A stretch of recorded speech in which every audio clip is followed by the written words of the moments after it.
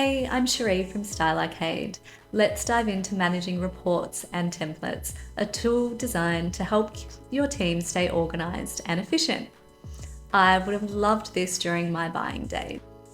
The Reports button is your hub for accessing and saving reports and templates. It's available from any tab within the app. Inside the Reports library, you can view all reports and templates. To stay organised, create folders using the New Folder button. Name your folder, give it a description, and select your visibility options. You can easily drag and drop existing reports into the right folders as needed, keeping everything neatly organised. My saved reports are visible only to you for easy reference whenever you need them. To save a report, simply build it in the Product or Rollups tab and hit Save this report for your future use. Templates are report formats created by Style Arcade or by your owner users within your business.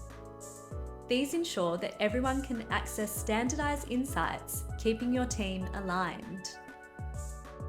To convert a report into a template, owner users just hover over the report and select Convert to Template.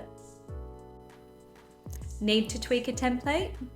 Use Save Changes or Save As button to update or create new templates for your team.